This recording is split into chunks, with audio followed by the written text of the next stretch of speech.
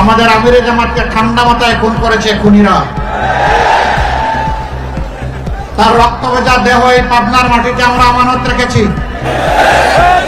এখন যেখানে দাঁড়িয়ে কথা বলছি, এই জায়গায় ইউনিয়ন পরিষদের একজন সদস্য থেকে শুরু করে যিনি জাতীয় সংসদের সদস্যের পদ বারবার অলঙ্কৃত করেছেন আপনাদের ভালোবাসা, আপনাদের সমর্থন, আপনাদের ভোট নিয়ে, সেই মানুষটাকে ঠান্ডা মাথায় খুন করা হয়েছে।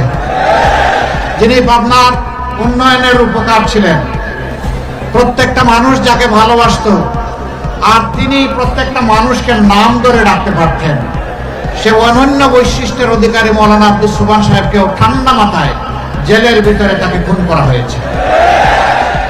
সম্মানিত পাবনাবাসী, দুটি জানাজাই আমাকে ঝুঁকি নিয়ে থাকার সুযোগ আল্লাহ তাআলা দান করেছিলেন।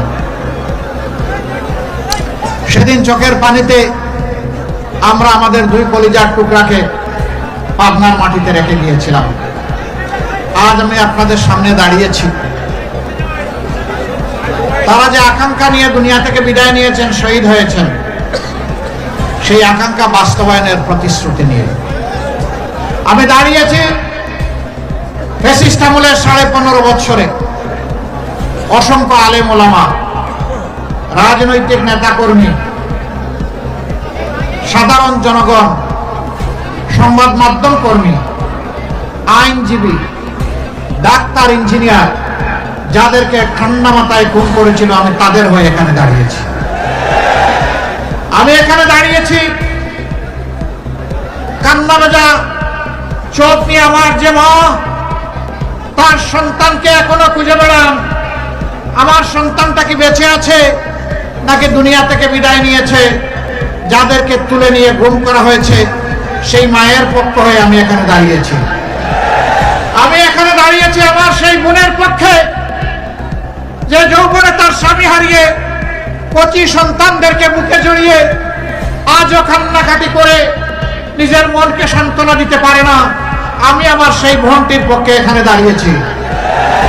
আমি এখানে দাঁড়িয়েছি সেই অবুঝ এতিম সন্তানদের পক্ষে, যাদের বাবাকে তাদের বুক থেকে নিয়ে খুন করা হয়েছে, গুম করা হয়েছে, যাদের হদিস এখনো তারা জানে না বাবা তাদের বেঁচে আছে নাকি দুনিয়া থেকে বিদায় নিয়েছে। আমি সেই অবুঝ শিশুদের পক্ষে এখানে দাঁড়িয়েছি। আমি দাঁড়িয়েছি জুলাই আন্দোলনে বুক চিতিয়ে জীবন দিয়ে যুদ্ধ করে দুনিয়া থেকে যারা বিদায় নিয়েছিল, তারা আমাদের ঘাড়ে একটা বিশাল দায়িত্ব রেখে গিয়েছে। সেই দায়িত্বের বোঝা কাঁধে নিয়ে আমি আজ আপনাদের সামনে দাঁড়িয়েছি। প্রিয় পাবনাবাসী, আমি দাঁড়িয়েছি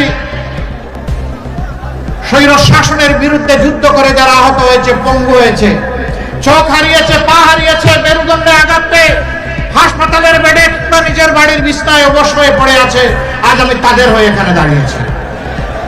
আমি দাঁড়িয়েছি সেই সমস্ত নিরীহ মানুষজনের জন্য, যাদেরকে দফায় দফায় মিথ্যা মামলা দিয়ে নারী, পুরুষ, শিশু, বৃদ্ধ, আবাল, বনিতা দফায় দফায় যাদেরকে জেলে পুরা হয়েছিল, সেই মজলুমানের পক্ষে আজ আমি এখানে দাঁড়িয়েছি। আমরা কি চাই সেই ফ্যাসিবাদ আবার বাংলাদেশে ফিরে আসুক? এই ফ্যাসিবাদের জড় কেটে দিতে হবে ইনশাআল্লাহ। আপনারা পারবেন? শিওর পারবেন? গর্জে উঠতে হবে। পাবনাবাসী, আফসোসের বিষয়, একসাথে 15.5 বছর সারা জাতি আমরা মুসলিম ছিলাম, একটা পরিবার, একটা গোষ্ঠী ছাড়া। আমরা চেষ্টা করেছি 5 আগস্টের পরিবর্তনের সাথে সাথে ধৈর্য ধরা, আল্লাহ শুকরিয়া আদায় করা, আল্লাহর উপর ভরসা করা।